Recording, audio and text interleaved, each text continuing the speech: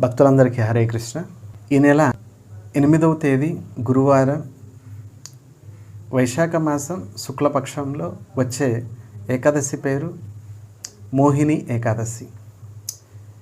మనము ప్రతి ఏకాదశి వెనుక ఏదొక పౌరాణిక కథను చెప్పుకుంటున్నాం. ఈ మోహిని ఏకాదశి వెనుక కూడా పౌరాణిక కథ ఉంది. వైష్ణవులకి ప్రాణము ఏకాదశి. ఎన్నో వ్రతాలు ఉన్నాయి. అన్ని వ్రతాల కంటే శ్రేష్టమైన సర్వోత్తమైన వ్రతం ఏకాదశి వ్రతం. ఏకాదశిని హరివాస తిథి, మాధవ తిథి అని కూడా అంటారు. హరివాసము, స్వయంగా హరి వాసం చేసే రోజే ఏకాదశి. మాధవ తిథి, ఈ తిథుల్లో మాధవ తిథినే ఏకాదశి తిథిని మాధవ తిథి అని కూడా అంటారు. మాధవ. ఇక ఏకాదశి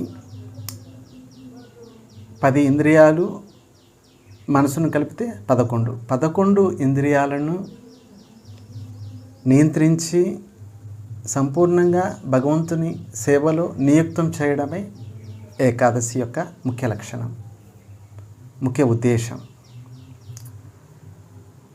మాధవ తిథి భక్తి జనని. ఏకాదశి చేయడం వల్ల ఫలితం ఏంటి? కృష్ణ భక్తిని ఇస్తుంది. మాధవ తిథి భక్తి జనని, భక్తికి తల్లి లాంటిది ఏకాదశి. వైష్ణవులకి ప్రాణము 3. మొట్టమొదట ఏకాదశి, రెండవది శ్రీ హరినామము, మూడవది శ్రీ తులసీదేవి. ఈ 3 అంటే వైష్ణవులకి ప్రాణము. ఇక ఈ వైశాఖ మాసం శుక్లపక్షంలో వచ్చే మోహిని ఏకాదశి గురించి శ్రీకృష్ణుడు యుధిష్ఠిర మహారాజుతో అంటున్నారు, హే రాజన్, వైశాఖ మాసంలో శుక్లపక్షంలో వచ్చే ఏకాదశి పేరు మోహిని ఏకాదశి. స్వయంగా శ్రీరామచంద్రుడు వనవాస సమయంలో వశిష్ఠుల్ని అడిగారు, స్వామి వైశాఖ మాసం శుక్లపక్షంలో వచ్చే ఏకాదశి గురించి చెప్పండి అని. అప్పుడు వశిష్ఠులు స్వయంగా ఈ మోహిని ఏకాదశి గురించి శ్రీరామచంద్రుడికి చెప్పారు. శ్రీరామచంద్రుడు స్వయంగా ఈ మోహిని ఏకాదశిని పాటించారు. అలాగే పౌరాణిక చరిత్రలో మనం చెప్పుకుంటే శ్రీకృష్ణుడు యుధిష్ఠిర మహారాజుతో అంటున్నారు, పూర్వము సరస్వతి నది ఒడ్డున భద్రావతి అనే గొప్ప నగరం ఉండేది. ద్యుతిమానుడు అనే ధర్మాత్మ రాజా పరిపాలించేవారు. ఈయన చంద్రవంశంలో వచ్చే రాజు. ఆ రాజ్యంలో ధనపాలుడు అనే ఒక వైశ్యజాతి ధర్మాత్ముడు ఉండేవారు. ఎన్నో రకాల దాన ధర్మాల్ని చేస్తూ ఉండేవారు. ఆయనకి 5 మంది పుత్రులు.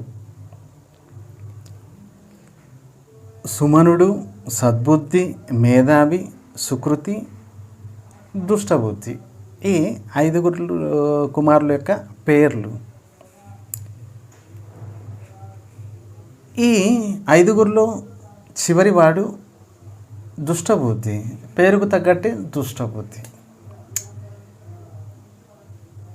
ఈయన చేయని పాపాలు లేవు, అన్ని రకాల పాపాలు చేసేవారు. ముఖ్యమైన పాపాలు ఏంటి? వేశ్య సాంగత్యము, ద్యూత క్రీడ, దొంగతనము, ఈ రకరకాల పాపాలు.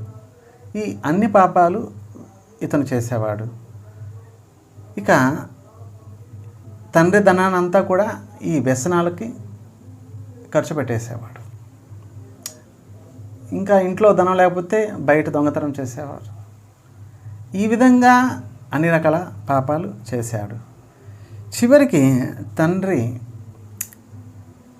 ఈ దుష్టబుద్ధి తన కుమారుణ్ణి త్యాగం చేసేసాడు. అరే నీ చావు నువ్వు చావు, నువ్వు ఇంట్లో ఉండవద్దు అని చెప్పి త్యాగం చేసేసాడు. ఇక ఎన్నో సార్లు దొంగతనం చేశాడు.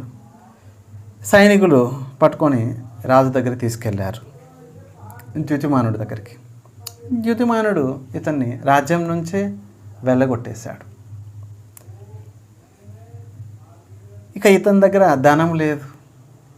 ధనం లేకపోతే ఇక స్నేహితులు వాళ్ళు వీళ్ళు ఇక పట్టించుకోరు. ధనం ఉన్నంత వరకే స్నేహితులు. ఇక అడవుల పాలైపోయాడు.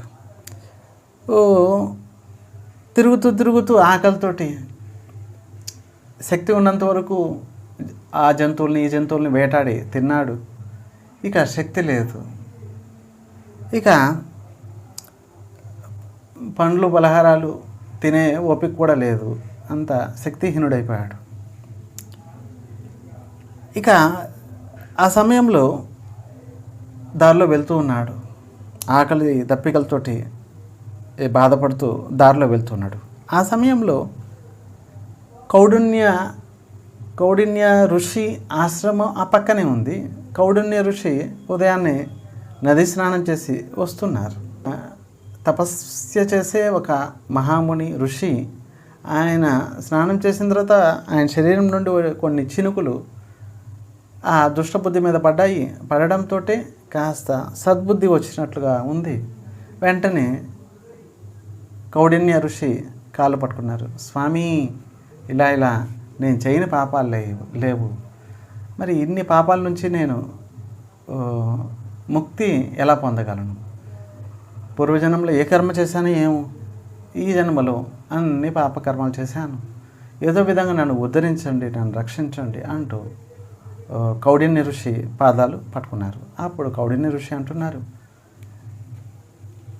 ఈరోజే వైశాఖ మాసం శుక్లపక్షం మోహిని ఏకాదశి. ఈ ఏకాదశిని నువ్వు పాటించావంటే తప్పకుండా నువ్వు చేసిన పాపాల నుండి బయటపడి చివరికి ముక్తి లభిస్తుంది, భగవత్ ప్రాప్తి, వైకుంఠ ప్రాప్తి కలుగుతుంది అంటూ కౌడిన్య ఋషి అన్నారు. దుష్టబుద్ధి ఆ రోజు మోహిని ఏకాదశిని తన శక్తి కొలది పాటించాడు. ఈ పాటించబట్టే ఆ భయంకరమైన పాపాల నుండి బయటపడి చివరికి ముక్తిని పొందాడు. మోహింపబడిన జీవుల్ని రక్షించడానికి మోహిని ఏకాదశి. ఏకాదశి రోజు తప్పకుండా ఏం తీసుకోకూడదు. ఏకాదశి అంటేనే నిర్జల, మంచినీళ్ళు కూడా ముట్టుకోకూడదు. ఈ విధంగా చేయడమే ఏకాదశి యొక్క సర్వోత్తమైన ఫలితం లభిస్తుంది. ఇక ఉండలేకపోతే కాస్త నీళ్ళు, మరీ అంతగా ఉండలేకపోతే కాస్త పండ్లు, అంతటితోటి అది కూడా పండ్లు ఒకసారి మధ్యాహ్నం 12 తర్వాత కాస్త పండ్లు తీసుకుంటే సరిపోతుంది.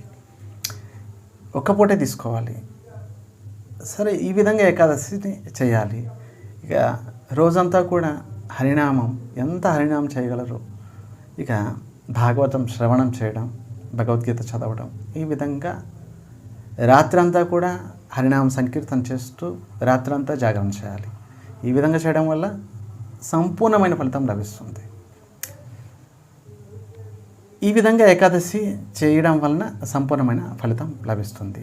సో మోహిని ఏకాదశి గురించి మనం చెప్పుకున్నాము. మనమందరం కూడా తప్పకుండా ఈ మోహిని ఏకాదశిని తప్పకుండా పాటిద్దాము. ఇక 9వ తేదీ శుక్రవారము 9:24 ముందుగా, సూర్యోదయం నుండి 9:24 ముందుగా పారాయణం జగన్నాథ ప్రసాదంతో పారాయణం చేస్తాం. తర్వాత అది కూడా ద్వాదశి రోజు ఒక పూట. చూడండి, నియమం దశమి రోజు ఒక పూట, ద్వాదశి రోజు కూడా ఒక పూట, ఏకాదశి సంపూర్ణంగా నిర్జల, ఉండలేకపోతే కాస్త పండ్లు, అది కూడా ఒక పూట, రాత్రికి జాగరణ. ఈ విధంగా ఏకాదశి చేయడం వలన సంపూర్ణమైన ఫలితం లభిస్తుంది. హరే కృష్ణ. ధన్యవాదాలు.